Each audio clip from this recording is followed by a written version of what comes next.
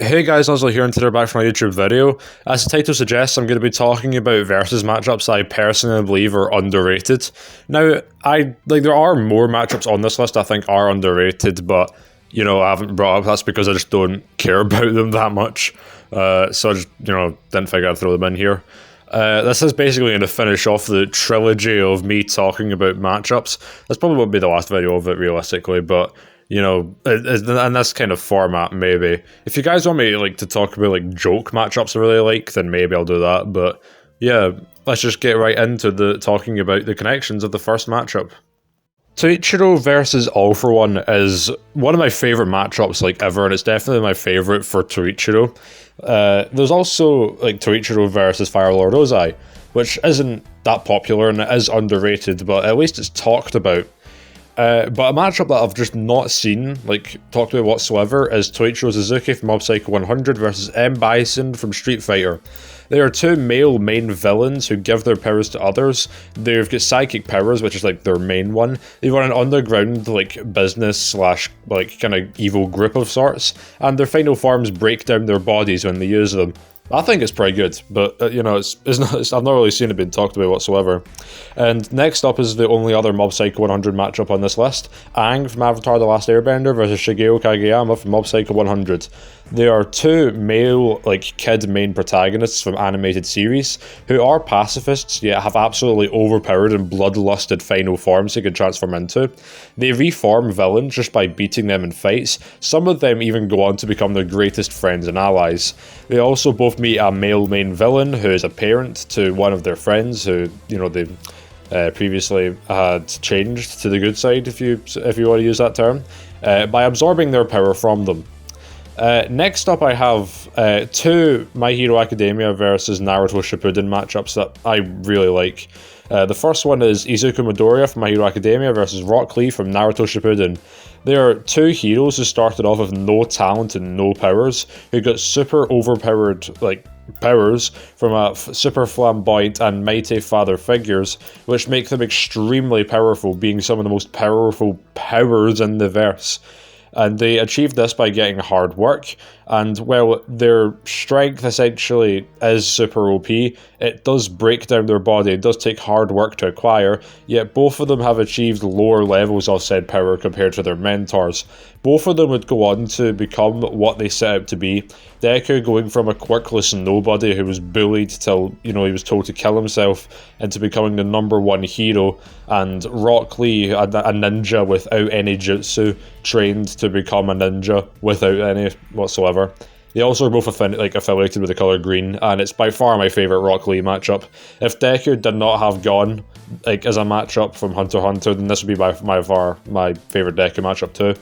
But there is another, My Hero Academia versus Naruto matchup I like more, and that is Shoto Todoroki from My Hero Academia versus Kawaki from Boruto Next Generations.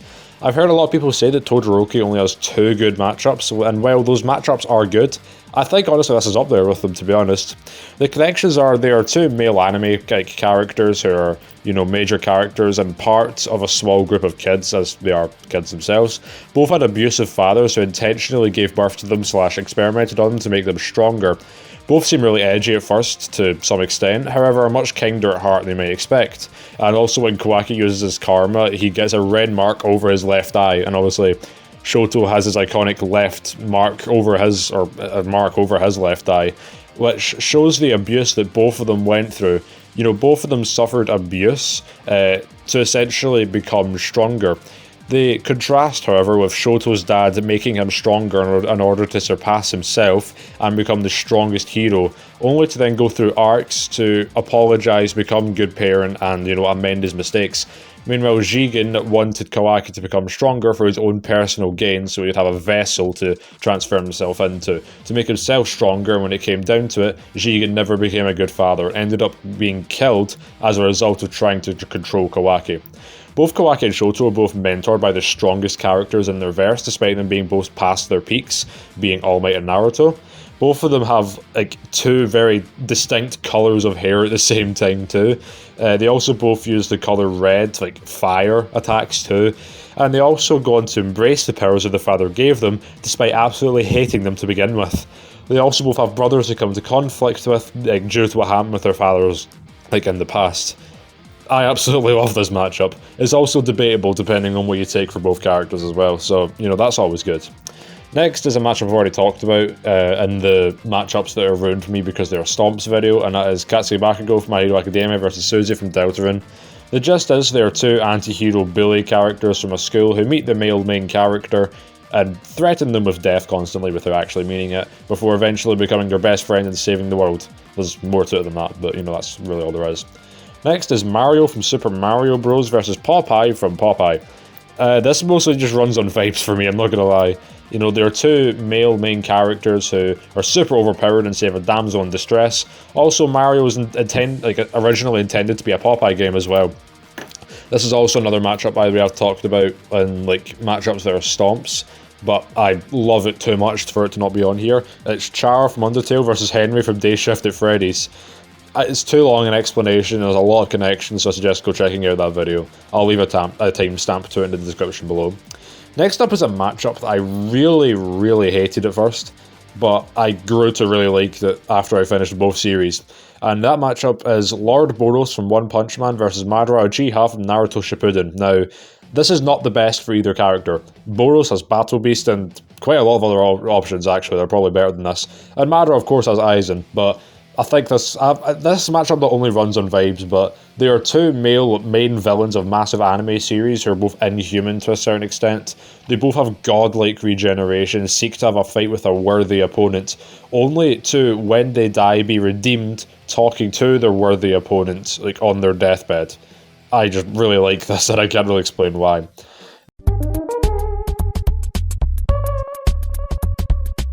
Next is the Crimson Masked Saiyan from Super Dragon Ball Heroes versus Heaven Ascension Dio from JoJo's Bizarre Adventure.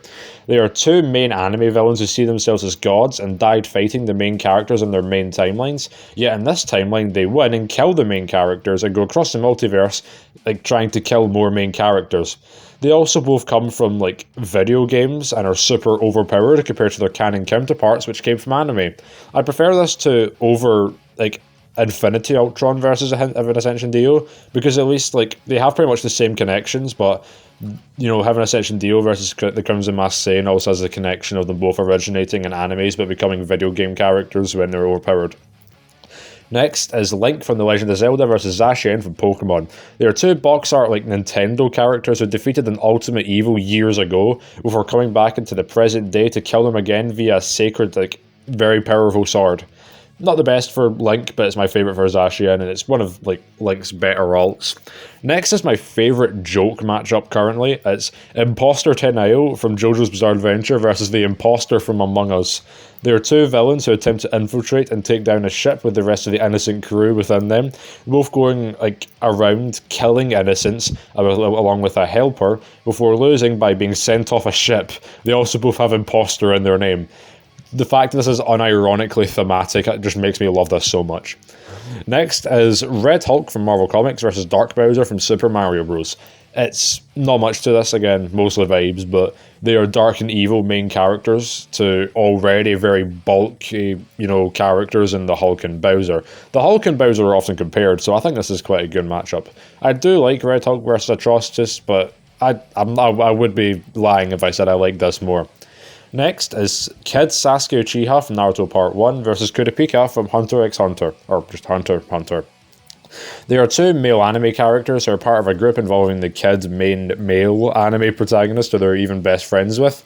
They both seek revenge as their entire clans were wiped out, only leaving them. They seek to kill those who killed their clan, and have a power-up via turning their eyes red, a trait exclusive to their extinct clans. I prefer this to Killua versus Kid Sasuke, and I'm annoyed I didn't do this, you know, a while ago, instead of Kid Sasuke versus Killua. Although granted, this is much less debatable. Kid Sasuke quite easily beats Kurapika if you give him access to the curse mark. Next is another Naruto matchup that I think is underrated. It's Ryuko Matoi from Kill la Kill versus Naruto Uzumaki from Naruto Shippuden. There are two main anime characters who use basic weapons to fight and have golden super forms to transform into for more power. They can also have an inner dialogue with a different character, like there's a bit essentially attached to them, which allows them to transform and also heal from like fatal injuries as well. Maybe not the best for Ryuko or Naruto, but I think it's up there. And finally, I have a matchup that isn't really liked whatsoever. And while this isn't the best for either, like the same with Boros and Madara, I still think it's worth talking about. And hear me out, okay? Superman from DC Comics versus Saitama from One Punch Man. Now, I know this is a stomp, and this is the main reason why it's not as good for me as it otherwise would be, but I like this matchup for the same reasons that most people like Hancock versus Homelander.